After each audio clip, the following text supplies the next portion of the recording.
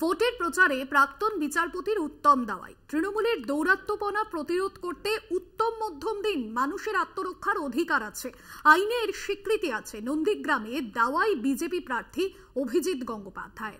কি বলেছেন তিনি, শোনাবো।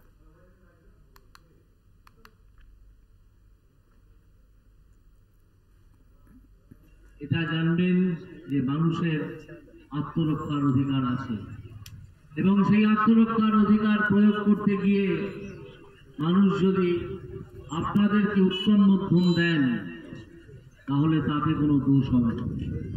কারণ আত্মরক্ষার অধিকার আইনে স্বীকৃত, যাকে ইন্ডিয়ান পিনাল কোডে বলেছে রাইট টু প্রাইভেট ডিফেন্স। রুখে দাঁড়ান, দুর্বৃত্তদের শায়েস্তা করুন। আপনাদের শোনালাম অভিজিৎ গঙ্গোপাধ্যায়, তিনি ঠিক কি বলেছেন। প্রাক্তন বিচারপতি অভিজিৎ গঙ্গোপাধ্যায়, তমলুক থেকে বিজেপি তাকে লোকসভা নির্বাচনের প্রার্থী করেছে এবং তার যে মন্তব্য, সেই মন্তব্যকে কেন্দ্র করে কিন্তু রীতিমতো বিতর্ক তৈরি হয়েছে। বিচারপতি থাকাকালীনও তিনি একাধারে নানান মন্তব্য করেছেন। তবে রাজনীতির ময়দানে নেমে লাগামহীন ভাষায় তৃণমূল কংগ্রেসকে আক্রমণ করতে দেখা গেল তাকে।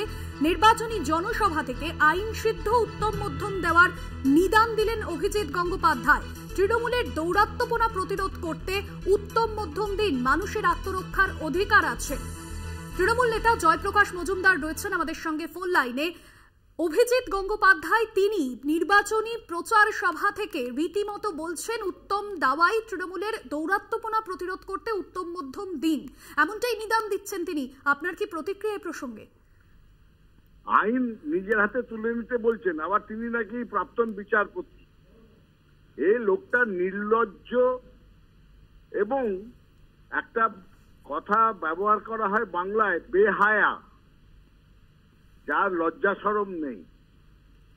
এই লোকটা সেই শ্রেণীভুক্ত। সম্পূর্ণভাবে বিচারপতির চেয়ারটা কলুষিত করেছেন। বিচারপতি চেয়ারে থাকা অবস্থায় শুভেন্দু অধিকারীর সঙ্গে ডিল করেছেন, এই পার্টিতে দাঁড়ানো, পার্টিতে যোগ দিয়ে দাঁড়ানো, এবং সেই সময় পয়সা করি কত নিয়েছেন সেটা প্রকাশ্যে আসেনি, তার তদন্ত হওয়া প্রয়োজন। তিনি আবার বলছেন উত্তম মধ্যমের কথা। এইসব কথা বললে অন্য দিককার লোকজন তারা যদি উত্তম মধ্যম শুরু করেন, উনি পালাবার পথ পাবেন না। শুভেন্দু অধিকারীর প্রোটেকশনে নরেন্দ্র মোদী ওনাকে সেন্ট্রাল সিকিউরিটি দিয়েছেন। কেন সেন্ট্রাল সিকিউরিটির দরকার কি আমি জিজ্ঞেস করছি অভিজিৎ বাবুকে। আগে তো তিনি মেসাইয়া হয়েছিলেন, ভগবান বলে নিজেকে বলতেন। সেন্ট্রাল সিকিউরিটির দরকার ভগবানের জন্যে?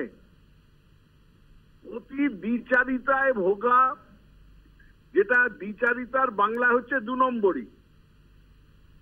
তো সেই প্রকৃতির একজন লোক অভিজিৎ গাঙ্গুলি বড় বড় কথা বলেন, নির্বাচনে পরাজিত হবেন, আর মানুষ রাস্তায় কিন্তু যে কোনো সময় খেপে যেতে পারে, উনি যেন সাবধানে থাকেন।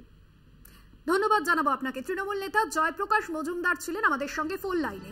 আমাদের প্রতিনিধি সৌম্যজিৎ রয়েছেন আমাদের সঙ্গে। সৌম্যজিৎ, কোন পরিপ্রেক্ষিতে এহেন মন্তব্য করেছেন তিনি?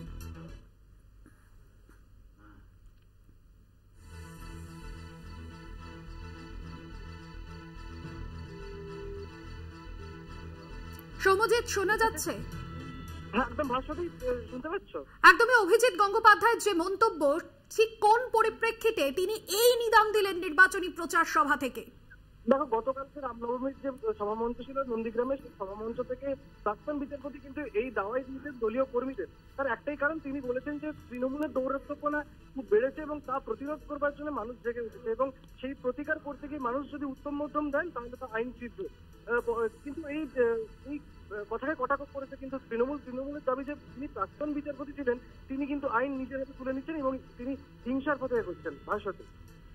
একদমই। ধন্যবাদ জানাবো সৌম্যজিৎ চট্টোপাধ্যায়, আমাদের প্রতিনিধি ছিলেন ফোন লাইনে। ভোটের প্রচারে প্রাক্তন বিচারপতির আইন সিদ্ধ উত্তম মধ্যম দাওয়াই এই নিদানই দিলেন তিনি। তমলুকের বিজেপি প্রার্থী অভিজিৎ গঙ্গোপাধ্যায়ের এই মন্তব্যে তৃণমূল প্রার্থী দেবাংশু ভট্টাচার্য, সিপিএম প্রার্থী সায়ন ব্যানার্জি, তিনি কি বলছেন এ বিষয়ে শোনাবো।